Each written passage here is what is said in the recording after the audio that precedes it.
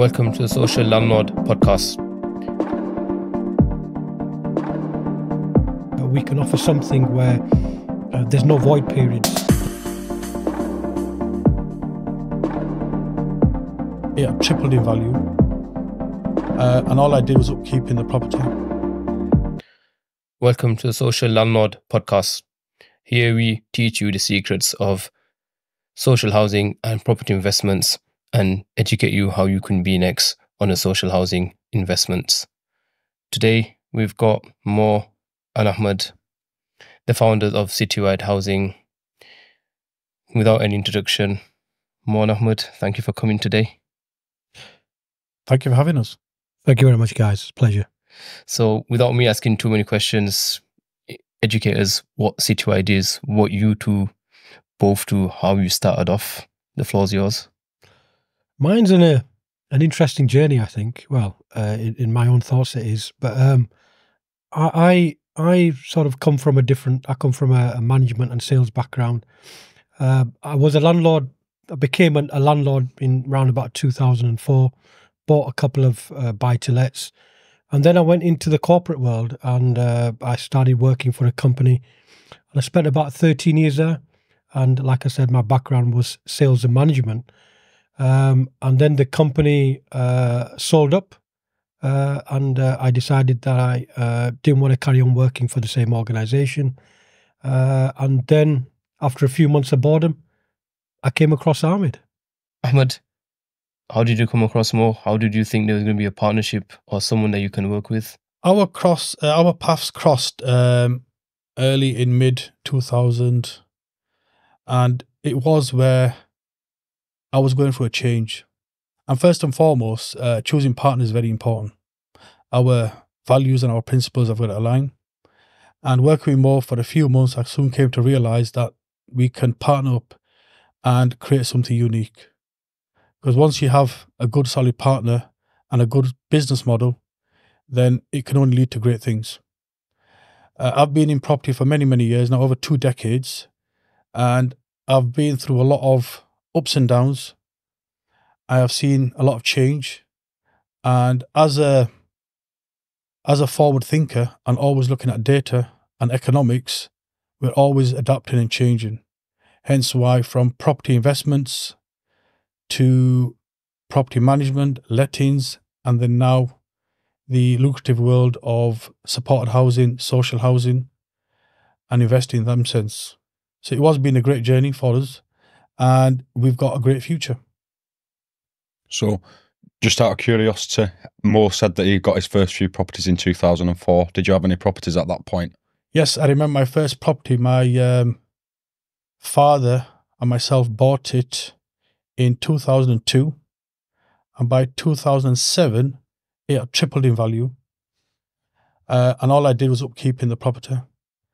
That's when I realized that there's some huge potential increases in wealth creation, and it got me hooked. Never looked back since. Okay, and a question for both of you, but we'll ask you first, seeing as you're already talking. Mm-hmm. What sort of problems were you coming up against at that point in time that might still be relevant now that you are, solving with Citywide as such? I think ultimately, tenants are those that put the money in your pocket. You've got a good relationship with a certain type of tenant. And prior to 2008, choosing the right tenant was difficult. Hence why, going back later on in the years, we came across a new model where we would have a tenant that would be long-term, pay fixed rental incomes, and we can increase our portfolio and benefit our landlords and investors.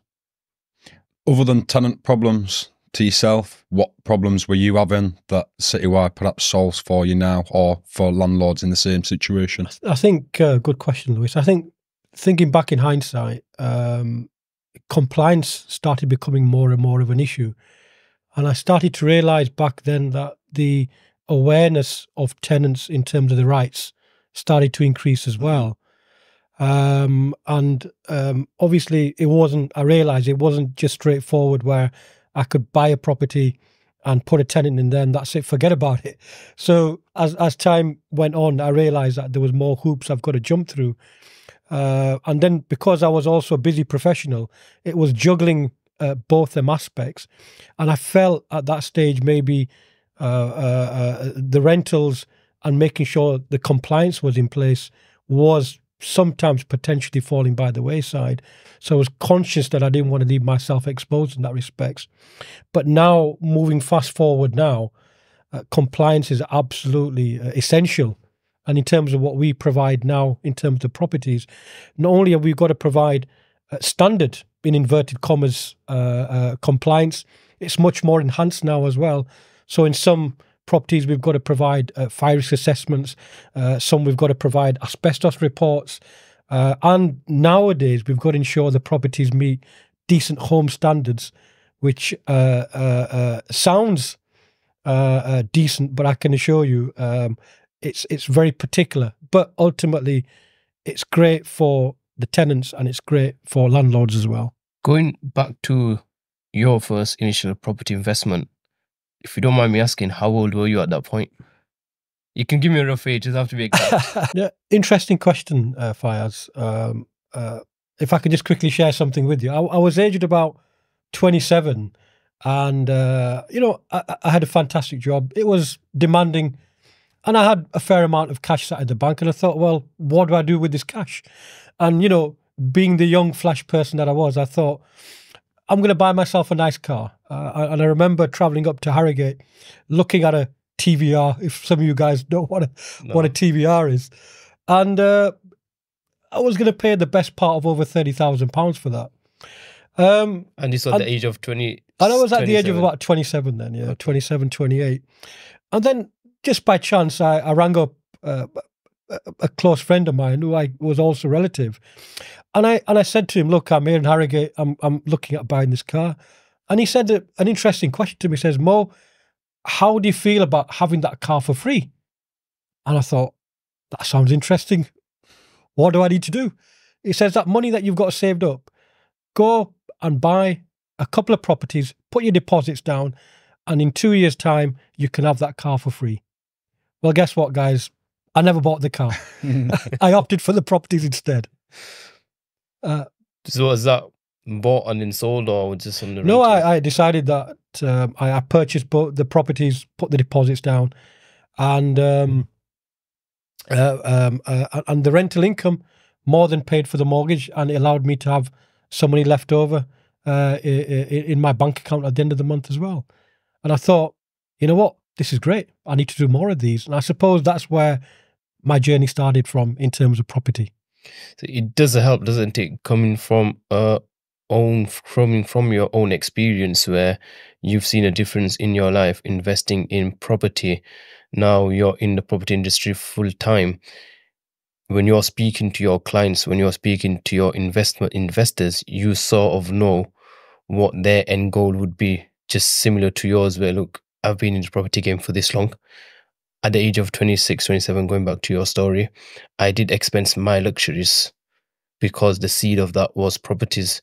Does that give you more comfort knowing what your landlords are after or what they're searching for in terms of their end goal with their properties and building their property portfolio, i.e. financial freedom, but knowing you've been there? Does that help when you're speaking to your clients? Absolutely. From my perspective, I mean, it's a journey that's a 20+ year journey. And I suppose I've come from that background where I understand there's landlords out there that have second jobs. Most of them, to be fair, are landlords that have second jobs. But what they're trying to do sometimes in the background is to build up a portfolio, which then allows them to have that passive income coming in, and ultimately perhaps to decide whether they want to carry on working or not. And I suppose because I've been through that journey and now I'm involved in property full time and have been for a number of years, I feel as though I can relate a lot to where the landlords are, what their aspirations are, and what they want to achieve, and then perhaps for ourselves to help them on that journey, ultimately to financial freedom, if that's what they want to achieve. Ahmed, you're more of an economics and numbers person. Mm-hmm. When you were doing private lettings, when you started with Citywide, in terms of you growing yourself as well, are you seeing your landlords grow with you?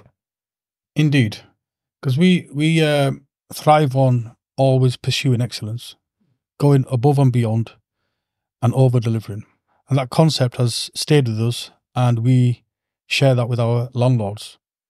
And working together to increase that, it grows us and it grows our landlords. Retention rate for our landlords is great. They keep coming back because they know we provide a very good, solid service. And the benefits leading on from Mo's answer was the benefits of working with an organisation like Citywide Housing. There's a combination of over 50 years experience of pains, problems, obstacles that we faced, and we found solutions. So just for the people that, again, don't know yourself or Citywide, can you just tell us a little bit more detail about who Citywide are, what the Citywide Group does, and perhaps what you're aiming for this year, where you're wanting to go? Absolutely, yes. So with a combination of investments, management and developments. And that gives us a good scope and high level of the whole industry. And being passionate in property and it being constantly changing, we're very adaptable. And ultimately, our aim is to get increase the housing stock, reduce the waiting list for councils.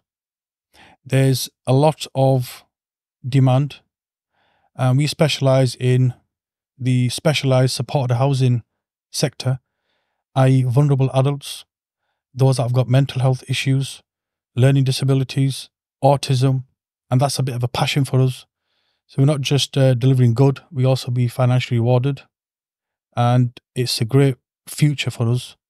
Looking at the statistics and the data, it's going to be increasing. And being the money man or the economics man, would you say that you can get a return on par with, if not higher than, the private market investing in social housing? Or do you think that you have to make a compromise somewhere along the line for this? No, absolutely. We decided at a pivotal point, because we were running a traditional property management company and we started the social housing. And when we compared them like for like, the gains that we were returning on the social housing side was more than we could on traditional lettings, and the workload was less. And why was the social housing figures better than, market rents? I think ultimately it's the demand. There's a huge demand. The numbers are increasing. There's a pressure on centralised government to get more of those type of tenants into accommodation. And from what I understand, they'll cover anything that they cause as such. Fair wear and tear is fair wear and tear. We can't, you can't argue that. But as such, these types of tenants, people think of them as high risk. They do. What sort of assurances would you think, or benefits would you think, that you have from this sort of thing, as opposed to putting these in your property privately anyway? Many letting agents would avoid housing benefit tenants. And the primary reason is inconsistent in their rental income. Will they pay the rent on time? With having a lease provider, we're assured for the next 5 years that your rent will come in on time every time. Because effectively they're running a business from the property. And that means it's in their interest to ensure that the property is kept. They have regular weekly visits. So having any fear of any property damages has been eliminated because the service that they're providing support for these individuals. And that's key. If you were to summarize Citywide, the USP, in 5 points more, what would it be? Give me 5 points that would make Citywide stand out from any other organization that are doing similar things? I think for us, I don't know if I can summarize it in 5 words, but 5 points. Go on. 5 points, yeah. I think the key thing is we have been instrumental and have been involved in this industry since 2014, 2015. So I think we were one of the pioneers of this industry. And we realized that there was a niche where you've got problem tenants and you've got other related issues. And all of a sudden, we can offer something where there's no void periods, there's no maintenance, in essence, there's no hands-on management. So in essence, I felt that we were alleviating pain and delivering gain. That's the most simplest way that I can put it. And when you add all these different things up together, if anything, it's a better proposal in many cases than renting properties out to the private market. So you get a fantastic return, and you make a social impact. So you're genuinely making a difference to a family or an individual's life who potentially don't have a roof over their head. And now, because of our efforts and hard work, they now have a roof over their heads. Would you say Citywide has educated landlords to be more time conscious, as opposed to having a private tenant where you're chasing the rent, but it's just time going back and forth for small jobs, where Citywide now has educated their landlords to be time conscious. So rent guarantee, no voids. It's a 5 years social housing lease. Is that the feedback you're getting from landlords, or? Yeah, no, I think, Faiz, that's another great question again. To sum it up, I sometimes get calls from landlords ringing me up and saying, is everything okay? You've not rang us for a year or 18 months. And I'm saying to them, if I did ring you, then there was a problem. So it's a good thing that I'm not ringing you. So I think what landlords understand is that once they realise that what we're giving them is real and it does work, and then they realise, well, hang on, we have all this free time. We can get on with doing other things to our life. If that involves building up your portfolio, brilliant. If that involves spending more time with your loved ones, absolutely fantastic. But I think the key thing is that with these properties on these kind of leases, it frees your time up to do whatever you want to do with your time. And I think that's absolutely essential. It's just making a more efficient use of your time, and it's not getting them late night calls on a Saturday night when you don't want them calls. I understand. Ahmed, you work with a lot of social housing companies. I'm assuming because you're the numbers guy, you have more contact with them. In terms of them working with you, have they said, with Citywide, this is how much properties we've done with you this year, you're helping us grow? Or is it just Citywide that's growing, or is it everybody that's involved with Citywide that are growing together? Indeed, it's a partnership that we've established over the years, and it comes where they rely on our organisation to provide the properties in the various areas that they're sourcing. Having that relationship is crucial, because we deliver. If we have a quota or a requirement in a certain area, we will then get our team together and go and provide these properties. Because ultimately, giving the right properties in the right areas to the right tenants is what will cement our relationship. So we're in a very privileged position now where larger housing providers are in contact with us, asking us the very questions. We need more properties. You call them troubled landlords who's got tenants that are not paying, who have bad experiences with previous tenants, contemplating even coming out of the property game completely just because of the experience that they've had.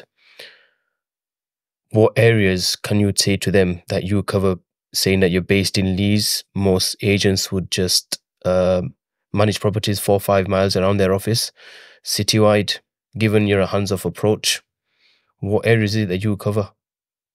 Yeah, good question, Fire. So, like I said, for a company that's based in God's own country, our coverage is from the north of Birmingham, encompassing the whole of the East Midlands and West Midlands, moving up towards Yorkshire, Humberside, and then even moving further up towards Greater Manchester, Lancashire, going up towards the northeast, covering Sunderland, Newcastle and Teesside. So we pretty much cover the northern powerhouse, I would say. And interesting enough, we deal with all different types of properties. So on our portfolios under management, we have small family houses ranging from 1 bedrooms to HMOs to small blocks of flats. So pretty much we encompass the whole spectrum of properties that we look after and manage. So with HMOs, flats, single houses, blocks of flats, what is it you specialize in? Or is it just you've got providers that do them all? Yeah, we pretty much cover all of it for us. I think it's the demand. So if we get a requirement for a number of HMOs in a certain area, it may be bungalows, blocks of flats, there may be a concentration of family homes that are needed. So whatever the demand, our job is to service that. So I'm going to give you a question. This is to the layman that listens to this. Our company in Leeds offer rent guarantee, no voids, no maintenance, no electric or utility bills. All these are covered by the social housing provider. Does that not sound too good to be true, or do you have sarcastic remarks from landlords? Because essentially, to a normal landlord, unless they're educated, that's all their issues. So that's a landlord. That's like if you come to a landlord and say, "Mr. Landlord, I've got a lease for you. The big company, 5 years backed social housing contract. You don't have to pay for the maintenance in the property. You don't have to pay for the voids. Sorry, there are no voids. You don't pay for the utility bills, and you just get rent on time for 5 years." It's very true. That was the issue that we had. This sounds too good to be true. We were paying above market rates. We were signing a 5-year lease, no voids, no arrears, and very minimum repairs or maintenance. And those that trusted us, because we've been in the industry for many years, and they soon realized that this was a golden opportunity to jump on this model, and it can exceed. Today, we still have landlords that purposely go out purchasing properties on the back of our requirements. So that's their model now. We've given back their time. They can go and purchase more properties, increase their portfolio, and in return, our supply and demand is increased. Yes, we did have that issue, but again, this novel bandwagon that started 5-6 years ago, a lot of people are adapting this now. And again, so we're heading for another change and moving on to bigger, brighter opportunities that are rising. Lovely. And again, just to wrap things up for you, because I'm conscious that you're both busy people, you've probably got meetings to get to.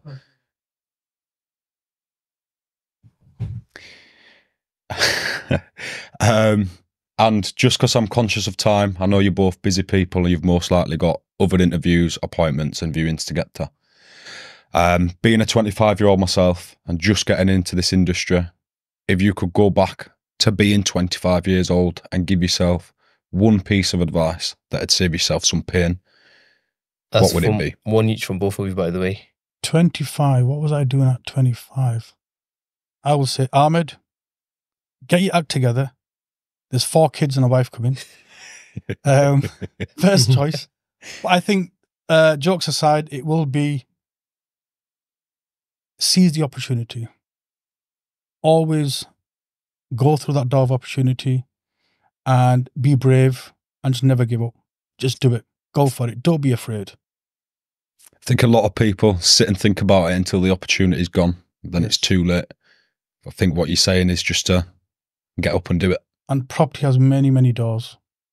There's 1,000 ways you can make. 2 apiece, to be precise. Indeed, yes. So yes, don't ever let go of any opportunity, because you never know what that path will lead towards. And Mo, yourself? Yeah, good question. I've been thinking about this whilst Ahmed was answering. I think from my perspective, I think the important thing is to surround yourself with good people. It's absolutely essential. Because those people, you're only as good as, there's a saying, you're only as good as the people that you surround yourselves with. But I think if you was to ask me one thing, then I think that one thing that I could say to myself when I was 25 is going back on the same question that the same answer that I gave you earlier on, when I was going to buy a car and I was about to blow the best part of over £30,000.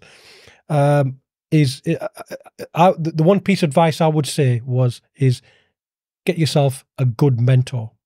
I think it's absolutely essential. Someone who has traveled on your journey or someone who is traveling on your journey, because then you will share similar ethics and you will share a similar kind of output as well. So for me, I think the most important thing that I could say to myself as a 25-year-old, go get yourself a mentor who has the similar kind of values and who has traveled your journey, or who is on a similar trajectory that you want to go on. Guys, thank you very much. It's been a pleasure. We have an insight into the social housing industry, Citywide as well. Lastly, if anybody wants to contact Citywide or any landlords, what's the best way to contact? They can contact us by Googling Citywide Housing, our website, www.citywidehousing.co.uk, and just see us on social media. Brilliant. And it's just sit down with us and talk to us. No obligation, and we can assess and formulate a strategy. Brilliant. Excellent. Again, thank you for coming on, guys. Thank you, guys. It's been a pleasure. Thank you, guys. Don't forget to like, follow, and subscribe. Thank you very much. Thank you.